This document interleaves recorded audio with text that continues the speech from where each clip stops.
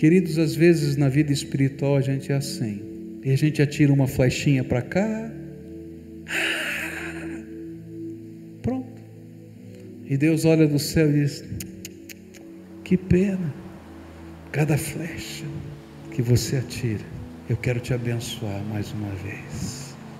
Esta é a minha oração, que o amor de vocês aumente cada vez mais, em conhecimento e em toda percepção, para discernirem o que é melhor, a fim de serem puros e irrepreensíveis até o dia de Cristo, cheios do fruto da justiça, fruto que vem por meio de Jesus Cristo, para a glória e louvor de Deus. Pai querido, é em teu nome, em nome de Jesus, o teu Filho, que nós estamos reunidos aqui nessa casa de oração.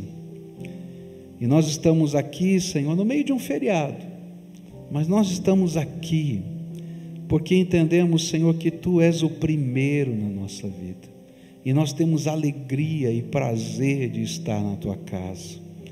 E nesta hora, Pai, quando vamos meditar na tua palavra, que haja um mover do teu Espírito Santo, que aquilo que o Senhor preparou para nós, o Senhor revele, mas aquilo que o Senhor preparou para cada um individualmente, que é aquela palavra que o Senhor aplica diretamente ao nosso coração, e que a gente sai da tua casa dizendo: o Senhor falou comigo. Que o Senhor esteja aplicando no coração de cada um dos meus irmãos e na minha própria vida. Eu quero ouvir a tua voz, eu quero sentir a tua presença, eu quero ser renovado e restaurado pelo teu Espírito Santo. Ó Pai, revela-te aqui entre nós, é aquilo que nós clamamos em nome de Jesus. Amém e amém.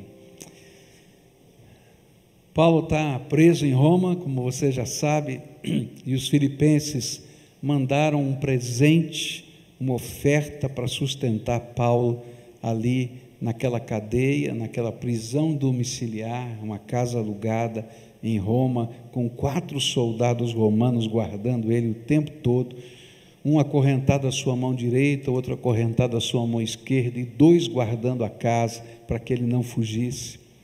E nesse contexto, não é, eles mandam também Epafrodito, um dos líderes daquela igreja, para estarem com Paulo, para cuidarem de Paulo.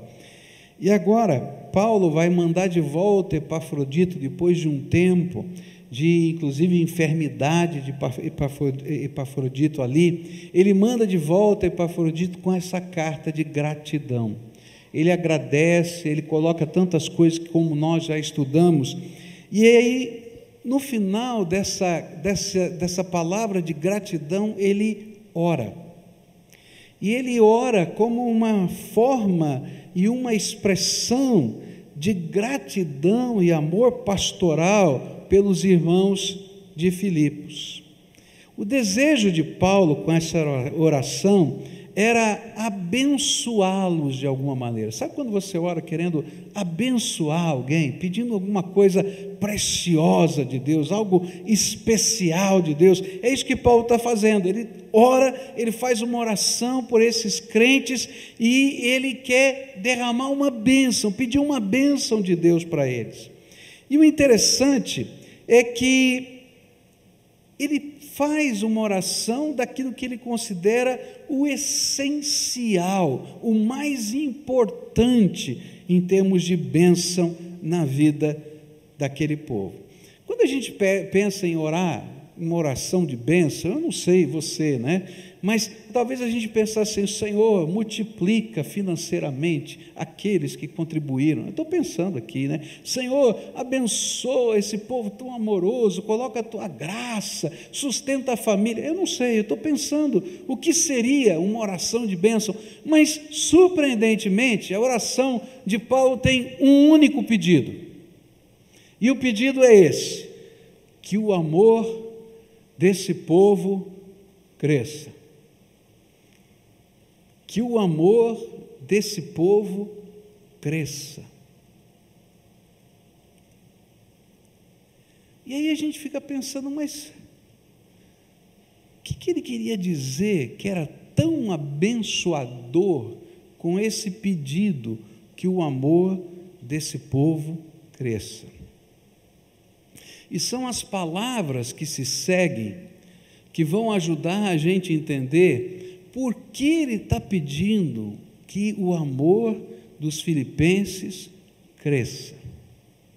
E aí as palavras que se seguem nos dão o sentido da bênção que ele está pedindo. Por isso eu gostaria de convidar você a descobrir quais são as bênçãos deste amor, que para mim é o grande segredo da verdadeira espiritualidade. Como é que Paulo podia estar pedindo uma bênção tão especial com uma coisa tão simples, que o amor desses irmãos cresça? Primeira coisa que a gente vai aprender, está aqui no versículo 9, esta é a minha oração, que o amor de vocês aumente cada vez mais em conhecimento e em toda a percepção. O que Paulo está dizendo é que quanto mais amamos o Senhor, nós mais o buscamos. Aqui ele não qualifica o amor, ele não está falando se é o amor pelo filho, pelo pai, pelo irmão, pela família, pela igreja, pelo missionário, ele só colocou amor. E uma das coisas que a gente vai aprender é que para a gente aprender a amar, a gente tem que ter uma conexão com aquele que é amor, não tem amor. Eu tenho amor, Deus é amor. Então eu preciso ter uma conexão com Ele. E Paulo está dizendo que o amor de vocês cresça em todos os sentidos, mas esse amor precisa crescer em relação a Deus, o Pai, o Filho e o Espírito Santo. E na medida em que nós amamos mais a Deus o Pai, a Deus o Filho, a Deus o Espírito Santo, nós o buscamos com maior intensidade. E essa é uma das realidades bem simples do amor. Quem ama não consegue ficar longe da pessoa amada, não é verdade? Quem ama quer dar um jeitinho de ficar perto, quer dar um jeitinho de chegar lá. E isso é uma coisa que faz parte da nossa natureza.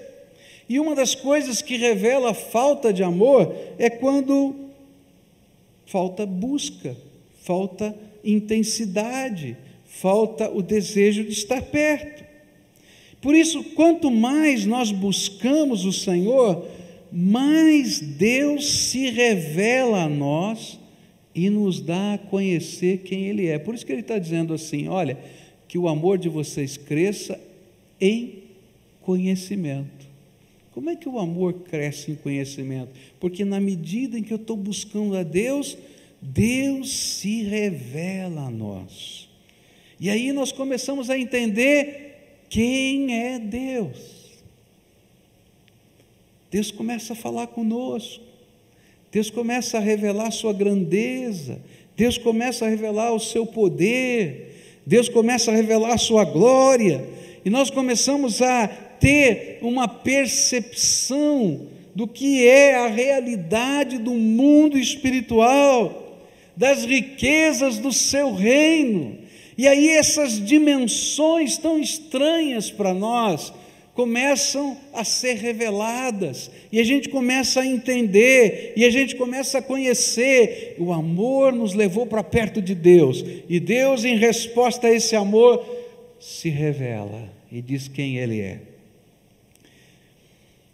E olha, não tem jeito da gente conhecer a Deus, a grandeza do poder dEle, as realidades do mundo espiritual, as riquezas do seu reino, porque se Deus não se revelar, porque nós não conseguimos conhecer essas coisas tremendas de Deus sem a intervenção iluminadora do Espírito Santo. Eu começo a buscar Deus em amor, e Deus manda o seu Espírito para nos revelar quem Ele é, a grandeza do seu poder.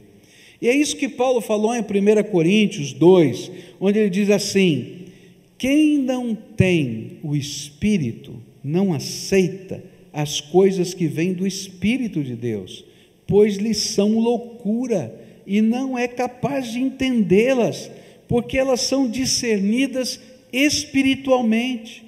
Mas quem é espiritual discerne todas as coisas, e ele mesmo por ninguém é discernido, pois quem conheceu a mente do Senhor para que possa instruí-lo?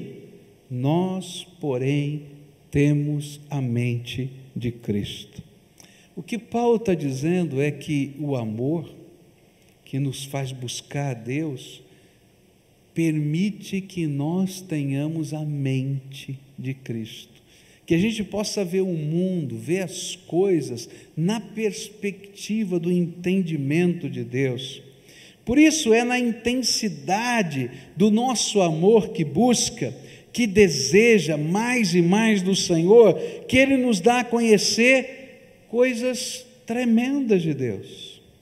A primeira coisa que Ele faz a gente conhecer é que Ele está conosco. Gente, uma coisa é você ouvir Jesus prometer. Jesus prometeu, e a minha mente sabe disso: eis que estou convosco todos os dias até... Vamos dizer juntos: eis que estou convosco todos os dias até a consumação dos séculos. Agora, vamos falar a verdade, quantos de nós já disseram assim dentro da sua alma: Senhor, onde é que o Senhor está? Onde é que o Senhor está? Será que o Senhor está ouvindo a minha oração? Será que o Senhor está vendo o que está acontecendo? Não é possível. Onde o Senhor está? E aí ele vai falar assim lá dentro: filho, eu já te disse onde eu estou. O que ele já disse? Eis que estou convosco. Uma coisa é eu ter a palavra de Deus, outra coisa é Deus revelar a sua presença. E quando mais nós buscamos a Deus em amor, Deus revela a presença do Espírito Santo. Você já entrou num lugar, num culto, num momento de oração que você diz: o Espírito Santo de Deus está aqui? Se você perguntar, não sei explicar, eu não sei dizer. Alguns dizem: eu senti um arrepio, outros dizem não sei o quê, mas não sei, não dá para a gente explicar, mas você sabe, porque Deus revelou a presença dEle. É disso que Paulo está falando. Olha, eu quero dar uma bênção para vocês, que o amor de vocês cresça, mas cresça em conhecer quem é o seu Deus. Por quê? Porque aí o Espírito Santo vai testificar ao seu espírito que você é filho de Deus. Ele não vai dizer apenas: eis que estou convosco. Ele vai estar dizendo lá dentro do teu coração: filhinho amado, estou aqui do teu lado.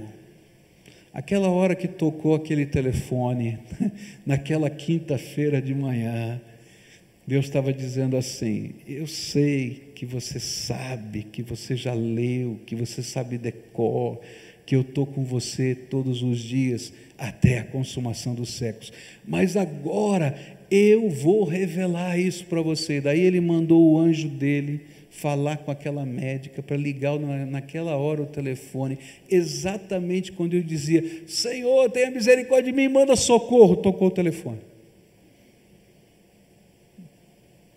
Deus sabia, Deus estava lá. Ele revela a presença dEle. Mas não é só isso, gente, é tremendo, é uma coisa tão tremenda, tão grandiosa, porque aí a gente começa a ouvir a voz de Deus que nos direciona. Há um texto na palavra de Deus que é profundo demais. Ele diz lá em 1 João 2,20, que vocês têm a unção do Santo, do Espírito Santo de Deus, e essa unção lhe ensina todas as coisas. E aí, na medida em que a gente está buscando o Todo-Poderoso, Deus nos dá a conhecer os processos que Ele quer que aconteçam na nossa vida. Ele dá aquela voz direcionadora, Aí você está perdido, não sabe o que vai fazer, de que jeito vai fazer, de que maneira vai fazer, e você vai dizer: Senhor, e aí? E agora? Terça-feira eu voltei a trabalhar. Bom, complicado, porque quando eu vim aqui, sentei numa cadeira furada, estava furado de tudo que você pode imaginar financeiramente. Aí, terça-feira foi horrível, reunião de manhã, reunião de tarde, papéis, e eu disse: ai, Senhor, tem misericórdia. E aí, o que você faz? Você não faz nada, que você é de carne e osso. Mas desde aquela hora em que a gente está buscando a orientação de Deus, um milagre depois do outro, que eu vou contar no dia 21 para vocês, não vou contar hoje, dia 21 eu conto. Um milagre após outro começou a acontecer. E não terminou. Dia 21, eu sei que até lá vai ter mais. Por quê? Porque Deus orienta. Deus começa a dar direção. E aí, é diferente. Não é a tua capacidade, não é a tua inteligência, não é a habilidade, não é a tua profissão, não é o recurso que você aprendeu na universidade. É o Espírito Santo de Deus falando: faz isso, faz aquilo, dá esse passo, dá aquele passo, faz daquele outro jeito. E de repente você vai dando os passos. Na verdade, queridos, a gente só obedece, a gente nem entende o sentido do que você está fazendo. E aí Deus começa a revelar que a direção dele é perfeita, é santa, é tremenda. Sabe, a gente busca a Deus em amor, e é por isso que Paulo está dizendo: eu quero dar uma bênção especial para vocês, que o amor de vocês pelo Cristo vivo cresça, e que esse amor que cresce permita vocês conhecerem quem Ele é, o poder, a glória dEle, as coisas tremendas do reino. E aí a gente vai tendo direção para a vida, a gente vai sentindo a presença de Deus. E aí a palavra de Deus vai dizer em Hebreus 2, versículos 3 e 4, onde a palavra de Deus fala sobre essa tão grande salvação que foi anunciada por Jesus, confirmada pelos apóstolos, mas é testemunhada pelo Espírito Santo, que revela os seus dons. Queridos, há dons do Espírito de Deus que Ele quer derramar sobre você. Os dons são manifestações da graça divina. E na medida em que a gente está amando o Senhor, está buscando de inteireza de coração, Deus se revela, nos orienta, mas não para aí. Ele começa a derramar sinais da sua graça sobre a nossa vida, capacidades extraordinárias que só o Espírito Santo pode dar, coisas que nos dão habilidade para servir melhor a Deus nessa terra, coisas que algumas são naturais, como sabedoria, entendimento, a palavra de Deus fala que são dons, capacidade de dirigir, de governar, mas coisas extraordinárias, como os dons da cura, como os dons de profecia, como os dons, enfim, tantos outros que estão na Escritura Sagrada, que na verdade, meus irmãos, nada mais é do que esse Deus revelando o conhecimento para nós de quem Ele é, da sua grandeza, da sua eternidade, do seu poder, das coisas tremendas. Há uma coisa que eu e você precisamos aprender: o nosso Senhor é infinito. E se você acha que tem alguma coisa, então eu quero dizer para você que você não tem nada perto do que Deus quer derramar sobre a tua vida. Você está entendendo? E aí, na medida que a gente está amando e buscando o Senhor, Ele vai se revelando. e mostrando as coisas tremendas da sua glória na nossa vida, para nós, no nosso dia a dia. Uma outra coisa tremenda que Deus faz quando a gente está nessa busca, Ele começa a ensinar para a gente a ministração dos anjos. A palavra de Deus vai dizer em Hebreus, capítulo 1, versículo 14, como uma coisa tão simples, como se todo crente entendesse. Ora, os anjos não são ministros de Deus a nosso favor? Assim, parece que o autor de Hebreus está dizendo assim, não, vocês não entenderam ainda? Como é que os anjos trabalham? Eu leio aquilo e fico pensando, Senhor, eu acho que eu sou burro demais, porque se esse autor sabia tudo, eu não sei nada, não entendo como é que funciona esse negócio. Você entende? Como é que os anjos estão trabalhando? Mas o autor de Hebreus coloca isso de uma maneira tão simples. Ora, vocês não entenderam ainda?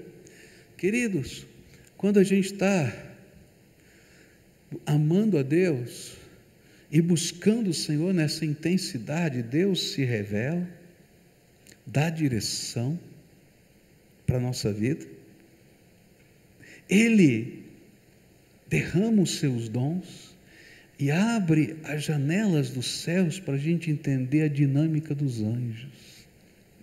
É mais ou menos o que aconteceu com Isaías. Ele está no templo orando e de repente ele tem uma visão estranha demais. Ele vê o trono do Senhor e o Senhor assentado no seu trono, e ele vê os serafins, os anjos brilhantes, é isso que quer dizer a palavra serafim, os anjos refulgentes. E esses anjos refulgentes, que dá dificuldade de olhar, eles se cobrem diante da glória, do brilho de Deus, porque eles não aguentam olhar o brilho de Deus, de tão brilhante, tão refulgente que é Deus. E ele começa a olhar aquilo e diz assim: ai meu Deus, eu vou morrer, porque eu sou pecador e vivo no meio de um povo que tem lábios impuros. Ai meu Deus! E aí o Senhor escuta e diz assim para um anjo: ô anjo, meu filho está preocupado, vai lá, pega uma brasa viva do altar que purifica e toca os lábios do meu filho. E de repente ele começa a ver o anjo vindo com a brasa e toca. Ele diz: olha filhinha, eu te purifiquei. Sabe, queridos, quando a gente entra na presença de Deus, essa é a grande lição. A gente descobre que a gente só está lá porque o sangue de Jesus, o Filho de Deus vivo, nos purifica de todo o pecado. Mas ali a gente começa a ver como os anjos estão trabalhando. Queridos, a gente está orando e o Espírito de Deus está agindo, é verdade, mas naquela hora que você está buscando a face do Senhor, os exércitos celestiais entraram em ação. E eles começaram a fazer coisas que os olhos humanos não podem ver, mas eles estão em ação. E lá vai um anjo na direção do médico que precisa ligar para você, e lá vai outro anjo na tua frente, diante de uma batalha que você vai ter que enfrentar, e lá vai um anjo e fecha a boca do leão quando você está na cova dos leões. Está entendendo? Por isso Paulo pediu: Senhor, que o amor desse povo cresça, porque se o amor desse povo crescer na direção do Todo-Poderoso, Deus mesmo vai se revelar, e vai dar conhecimento a esses filhinhos das coisas espirituais. A palavra do Senhor vai dizer que há uma dinâmica no reino de Deus que a gente não conhece, há uma economia no reino de Deus, um jeito de trabalhar do reino de Deus. E queridos, a gente só aprende essa economia, essa dinâmica, esse projeto de Deus, quando o Espírito de Deus começa a revelar essas coisas para nós. Pastor Arthur falou sobre o dízimo. Queridos, o dízimo é a coisa mais simples para quem conhece a dinâmica de Deus. Agora é a mais complicada para quem não entende as coisas espirituais. Por quê? Porque quando eu entendo as coisas de Deus, eu compreendo que eu vivo porque a misericórdia de Deus se revela cada manhã na minha vida. Eu vivo porque Deus me abençoa todo dia. E o Deus que abençoa desse jeito pode abençoar de outro. Essa semana eu conversava com uma pessoa bem querida, íntima nossa, da família. E tempos atrás essa pessoa passou por uma dificuldade muito grande, foi demitida do seu emprego, essa pessoa foi mandada embora. Já foi mandada embora alguma vez? Negócio horrível, dá uma misturada geral, né? O que eu fiz de errado, como eu fiz de errado, de que jeito era, de que maneira era. E aí passou-se já o tempo, graças a Deus, Deus abriu porta, está trabalhando, está fazendo, e aí Deus permitiu que algumas notícias chegassem, do antigo emprego, do antigo chefe, de todas as coisas, e de repente ela levantou as mãos para o Senhor e disse assim: muito obrigado, porque o Senhor me colocou aqui nesse lugar, que aquilo que parecia ser desgraça, na verdade era uma grande bênção para mim, só que eu não sabia. Sabe, queridos, quando a gente aprende como Deus trabalha, a gente vai aprendendo a descansar no poder de Deus cada dia. Não é dizer que a gente não vai trabalhar, que a gente não vai correr, que a gente não vai fazer as coisas. Não, a gente vai fazer o nosso melhor, porque nós fazemos em amor para Ele, qualquer coisa. Mas a gente tem uma dimensão nova, porque Deus está se revelando cada dia para nós. Quando eu olho para esses fatos, eu descubro que o segredo espiritual de todos os avivamentos da história foi esse: um amor por Deus que cresce. É interessante, eu gosto de ler, gosto de estudar a respeito dos avivamentos, e eu vou descobrir que não foi a liderança de homens que fez com que o avivamento acontecesse, porque há alguns avivamentos que não tem nenhum personagem para você citar. Esse aqui foi o homem que Deus usou para o avivamento. Tem alguns avivamentos que a gente não sabe dizer quem foi, porque explodiu num determinado lugar, num determinado tempo, ao mesmo tempo, em várias pessoas, em vários lugares, e você diz: mas o que aconteceu? Deus derramou graça, só isso. É interessante porque a gente vai olhando a história e vai descobrir que eles não foram frutos de movimentos teológicos. Porque se você olhar os avivamentos, os movimentos teológicos são tão diversos. A gente vai ter um grande avivamento calvinista na Europa. Você vai ter um grande avivamento arminiano nos Estados Unidos. Você vai ter um grande avivamento pentecostal da Rua Azusa. Mas você vai olhando para tudo isso e vai dizer assim: mas e o que tem? Não, queridos, não foram os movimentos teológicos que fizeram esse grande avivamento, ou os grandes avivamentos, mas você vai achar uma coisa comum em todos os avivamentos: uma busca ardente, realimentada pelo amor de Deus, derramado sobre os homens. E você vai encontrar na história dos avivamentos o povo fechando a porta das suas lojas ao meio-dia para reunir os funcionários para orar. Nos jornais de Nova York, no avivamento americano, os jornalistas escandalizados diziam: veja só o que está acontecendo, tem um bando de crente que agora na hora do almoço fecha a porta da loja e chama todos os funcionários para orarem, e esse é um movimento que está se espalhando pela cidade. Gente doida, aleluia, porque as coisas espirituais só são discernidas espiritualmente. Você vai encontrar o povo de Deus lá na Inglaterra, saindo das minas de carvão, tarde da noite, com tochas na mão, porque não tinha luz elétrica, e indo para as vigílias de oração, ficavam até 6 horas da manhã e trabalhavam no dia seguinte o dia inteiro, nas minas de carvão. E sabe o que acontecia? Aqueles que não passaram a noite, porque lá eles trabalhavam em turnos na mina de carvão, 24 horas, saía outra turma das 6 horas da manhã e tomava o lugar dos mineiros na mesma igreja, e o ciclo de oração não acabava, porque o povo de Deus estava buscando ardentemente o Senhor. Ou como aconteceu lá com o conde Zinzendorf, onde um dia eles estavam celebrando a ceia do Senhor, e a presença do Senhor se revelou de uma maneira tão grandiosa, tão tremenda, que eles disseram assim: isso que está acontecendo aqui não pode acabar, não pode acabar, esse culto não pode terminar. Já pensou? Daqui a pouco vai dar meio-dia, tua barriga vai começar a roncar, e você vai começar a olhar para o relógio: ih, pastor, hoje está atrasado.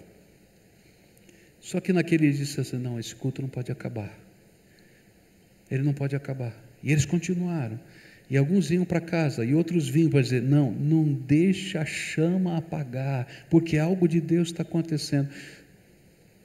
Chuta aí, quanto tempo você acha que esse culto continuou, sem parar? Dá uma ideia, fala para quem está perto de você, quanto tempo você acha? Quanto? Mais ou menos, dá um chute. A pessoa ia para casa e voltava e dizia assim: a chama não pode apagar. Quanto? Chutou? 100 anos. Que aquele povo dizia assim: a chama não pode apagar.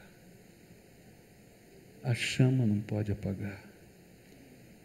E quem entrava lá não queria ir embora, porque eles não queriam que a chama apagasse.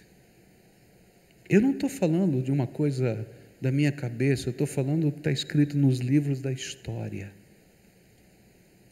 E por isso, o maior movimento moderno, se a gente pode chamar assim, iniciando a era moderna, de missões, nasceu naquela igreja.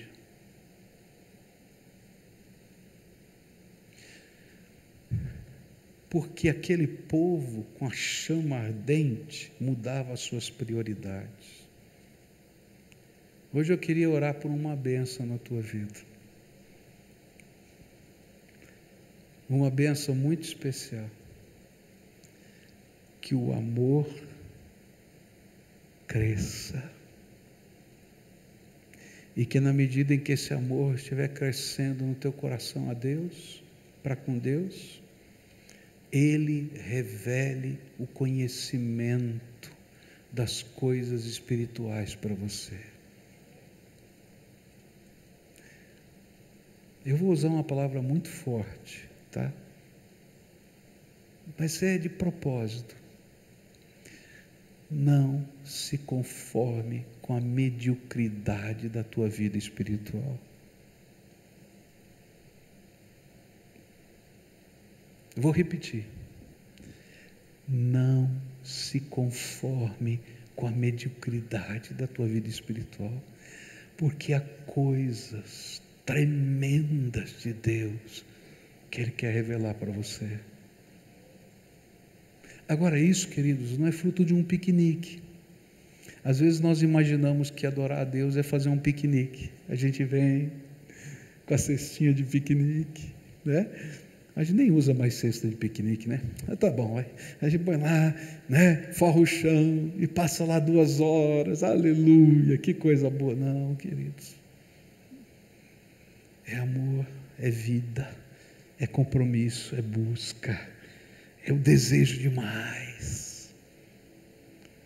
Me lembro da história do rei que vai procurar Eliseu, já bem doentinho, quase morrendo. Ele vai lá fazer uma visita de despedida. Alguém diz assim: olha, o profeta vai morrer, está no fim, está acabando. E aí o rei diz: não, eu vou lá, porque esse homem de Deus me abençoou muito. Nós ganhamos muitas vitórias contra a Síria por causa das revelações de Deus para ele. E ele chega lá para se despedir bem no jeito melodramático dos hebreus, se ajoelha na beira da cama e diz: meu pai, o senhor está morrendo, meu pai. E aí Eliseu olha para ele e diz assim: rei, pega as flechas que estão aí, pega o teu arco e lança as flechas. E ele pega uma flecha, dá uma olhadinha, eu acho, não está na Bíblia, agora sou eu, né? Dá uma olhadinha para Eliseu, pega a segunda flecha e dá outra olhadinha, 3, e para. Aí Eliseu, que pena, só 3, cada flecha que você lançava era uma vitória que Deus iria te dar. Se eu fosse você, eu atiraria todas as minhas flechas. Que lição! Queridos, às vezes na vida espiritual a gente é assim, e a gente atira uma flechinha para cá, pronto, e Deus olha do céu e diz: que pena, cada flecha que você atira, eu quero te abençoar mais uma vez. Que o amor de Deus cresça na tua vida, você cresça em amor para com Ele, em busca, e que as coisas que Ele preparou para você entender e conhecer do poder dEle, da graça dEle, da virtude dEle, da sabedoria dEle, dos anjos trabalhando, dos dons do Espírito, da eternidade, Ele te dê a conhecer. E olha, ninguém vai segurar um povo assim. Você concorda em a gente orar por isso? Concorda? Fica de pé agora. E olha, eu vou hoje ser incisivo. Isso não é uma oração para alguns, é para mim e para você, porque Deus é infinito. Você acredita que Ele tem mais para você? Você acredita? Então quantas flechas você quer atirar? Todas que Ele permitir, querido, todas que eu tiver. Então começa com a primeira. Você vai dobrar o teu joelho na tua casa, porque isso não se faz num culto público, e a gente vai começar a buscar, Senhor, não é natural isso em mim, não é natural para o homem, mas eu quero que o Senhor a cada dia me revista um pouquinho mais, se revele um pouquinho mais, até que isso seja um fogo ardente dentro da minha alma. E aí, queridos, não importa onde a gente esteja, não importa o que esteja acontecendo, mesmo que você esteja na cova dos leões, a gente vai estar lá sabendo que os anjos fecham a boca dos leões. Mesmo que a gente esteja na fornalha ardente, a gente vai estar lá sabendo que o anjo do Senhor passeia conosco e nem cheiro de churrasco tem, porque a gente começa a entender a dinâmica do reino. Curva a tua fronte agora, nós vamos orar. A primeira oração é uma oração de confissão. Diz para Deus que a tua vida espiritual está medíocre, fala a verdade para Ele. Até com vergonha, diz para Deus quantas coisas que são só consumidoras do tempo, você tem dado mais valor do que a presença do Espírito na tua vida.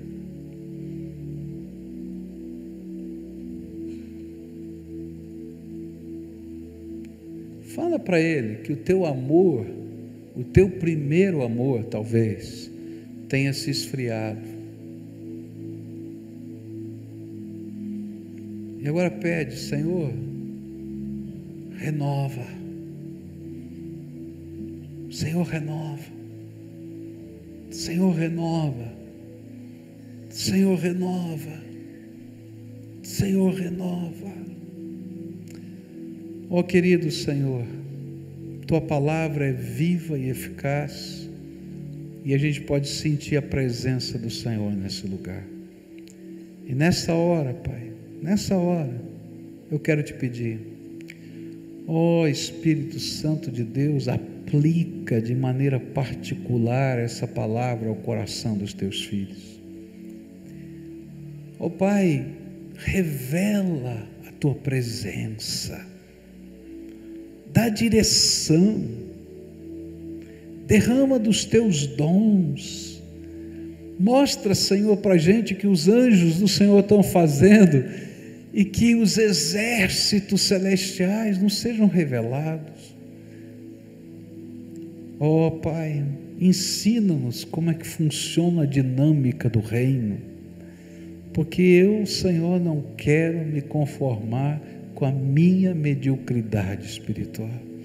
Eu quero buscar a tua face, eu quero aprender mais do Senhor, eu quero experimentar da tua glória, e quero te pedir que isso aconteça com o teu povo que está aqui, e que as coisas tremendas do Senhor sejam parte da nossa existência, no dia a dia da nossa vida, e que nós possamos ter discernimento e percepção para todas elas.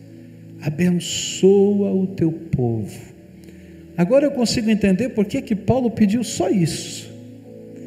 Então eu quero te pedir, dá-nos tudo isso, porque não é só, é tudo. Abençoa-nos, Senhor, com a tua graça. É aquilo que oramos em nome de Jesus. Amém e amém. Dá a mão para quem está perto de você. E olha, eu vou fazer um desafio. Você foi abençoado hoje? Foi? Eu vou continuar esse sermão hoje à noite.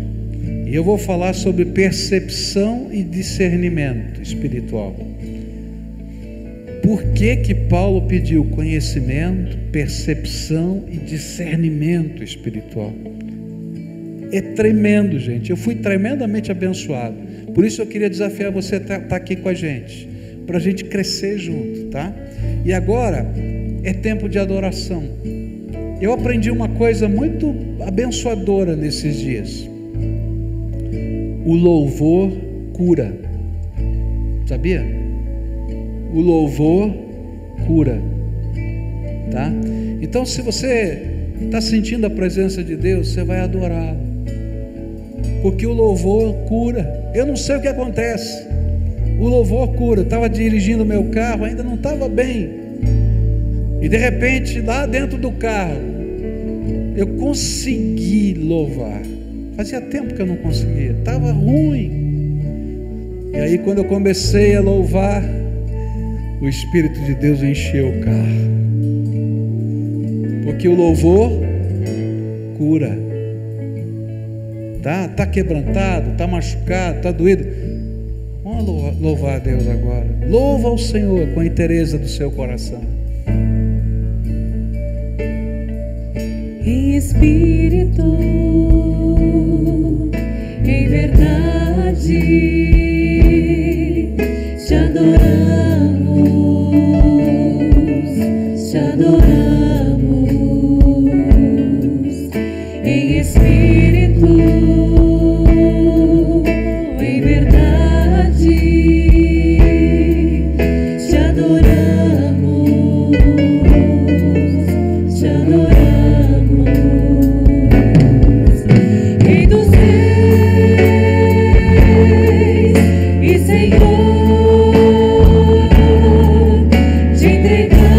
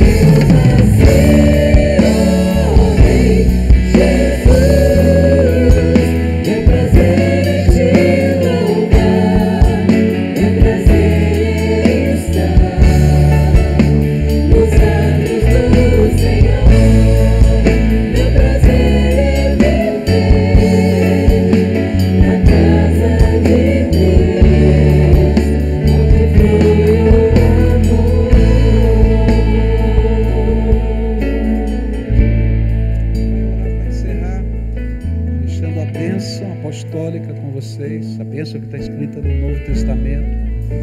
Mas eu estava pensando aqui, olha, quando um menino quer entrar numa faculdade, que é algo tremendo para ele tem que se disciplinar, senão ele não chega lá. Tem que estudar, tem que buscar o conhecimento, senão ele não vai passar no vestibular. As coisas de Deus são assim. Você quer isso mesmo? Marca uma hora com Deus, marca o teu encontro com Ele, coloca dentro da sua agenda a prioridade de Jesus. Busca, porque a promessa é essa: buscar-me-eis e me achareis quando me buscardes de todo o vosso coração. É isso que Deus quer. E olha, se prepara, porque coisas tremendas de Deus acontecem. Isso faz parte da natureza dele. Não é um líder, não é uma igreja, não é um movimento. É você com Deus, tá? Curva a sua fronte. Que a graça de nosso Senhor Jesus Cristo, o amor de Deus, o nosso Pai, a comunhão e as consolações do Santo Espírito de Deus estejam com todos vocês, com todo esse povo de Deus espalhado pela face da terra, hoje e sempre. Amém e amém. Vamos na paz do Senhor Jesus, tá? Que Deus te abençoe, querido.